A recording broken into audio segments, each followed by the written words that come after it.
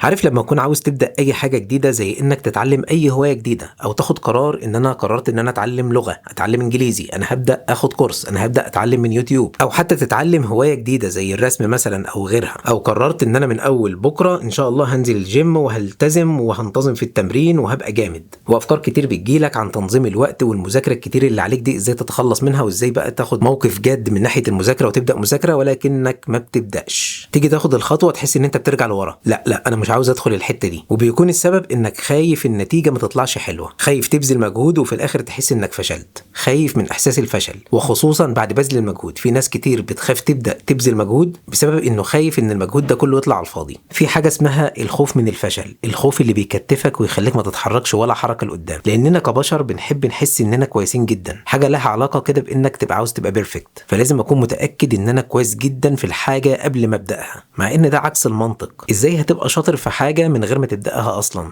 ومن غير ما تجرب اذا كنت انت تقدر تعملها او لا؟ والتجربه بتحتاج مجهود، لازم تبذل مجهود، والمجهود ده طبيعي جدا انه يا اما يؤدي للنتيجه يا اما ما يؤديش للنتيجه، وده شيء طبيعي. وفي سبب تاني، وهو ان المجتمع او الناس من حواليك ساعات بيحكم علينا، او مش ساعات، ده دايما بيحكم علينا بالنتائج وبس. محدش بيسال جربت كم مره، مفيش حد هيسالك اتعلمت ايه في الرحله بتاعتك دي، مفيش حد هيقولك استمتعت وانت بتحاول ولا لا. دايما السؤال نجحت في اللي انت بتعمله ولا لا. حتى لما تيجي تحكي لحد تجربتك في انك تتعلم حاجه، او انك بتجرب حاجه جديده عليك او اي حاجه، دايما لما تيجي تطول في الكلام وتقول انا جربت عملت كذا وقمت جايب كذا وعملت خطه كذا، يوم لك اخلص، المهم في الاخر يعني نجحت ولا لا. دايما مش بنعترف بالرحله نفسها، هل وصلت للهدف اللي هو الواضح قدامك ده ولا لا. فده بيخليك دايما متكتف ان انا لازم ادي تقرير للناس اللي حواليا ان انا وصلت للهدف اللي انا كنت مقرره. الخوف من المحاوله او من انك تبذل مجهود له اضرار كتير جدا، بيحبسك في مكانك. طول ما انت خايف عمرك ما هتبدا، وده معناه انك مش هتتعلم حاجه اصلا. فلو فضلت خايف من قبل ما تبدا اساسا، مش هتتعلم اي حاجه ومش هتطور من نفسك، وهتفضل في نفس الدايره بتاعتك ومش هتتحرك منها.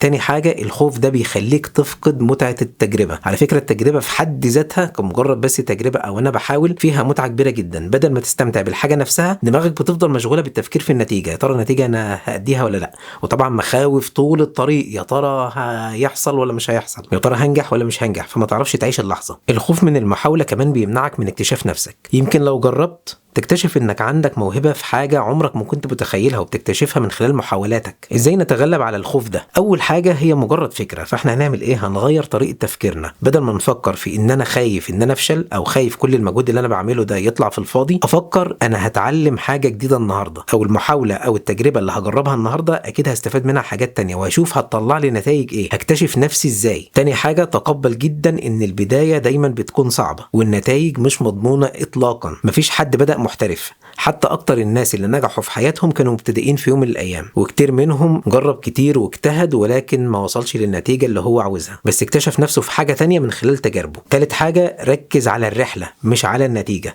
استمتع بالحاجة نفسها، مش مهم تطلع حلوة من اول مرة، المهم انك بتحاول وبتستمتع بالمحاولة. لما تكون مسافر مثلا من القاهرة لاسكندرية، ما تقعدش ال3 ساعات تفكر انا رايح اسكندرية اعمل ايه، استمتع بال3 ساعات، اصل هم 3 ساعات انت خلاص متجمد فيهم، انت قاعد في المواصلات فيهم مستني توصل، الا لو كان تفكيرك ده هيفيدك لما اروح هعمل كذا. لو ما استمتعتش بالرحله، الرحله هتكون طويله جدا وهتكون ممله جدا ومزعجه جدا، وممكن توصل لاسكندريه بعد كده ما تعرفش انا كنت جاي اعمل ايه، انا اصلا اتخنقت. ابدا بحاجه بسيطه، مش لازم تدخل بقوه من اول مره، خد خطوه صغيره. لو بتتعلم الرسم، ارسم في الاول بس خط. لو بتتعلم تكتب، اكتب بس جمله.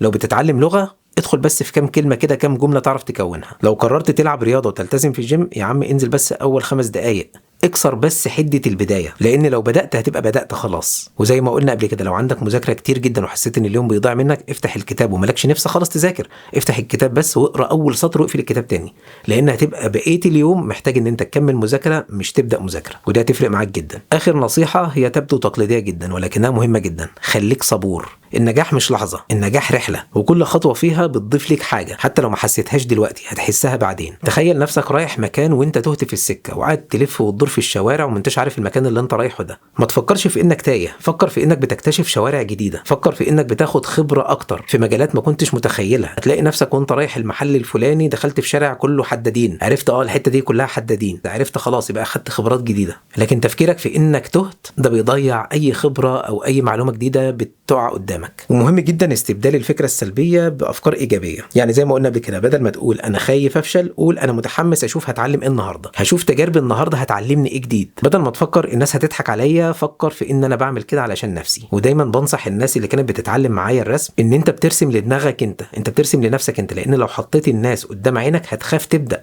لان طبيعي جدا لو انت لسه مبتدئ النتائج بتاعتك مش هتكون احسن حاجه، فالناس هتقعد تتريق، ايه المناخير دي، ايه الودان دي، انت عامل له قفاه ليه كده، انت عامل له راسه ليه كده.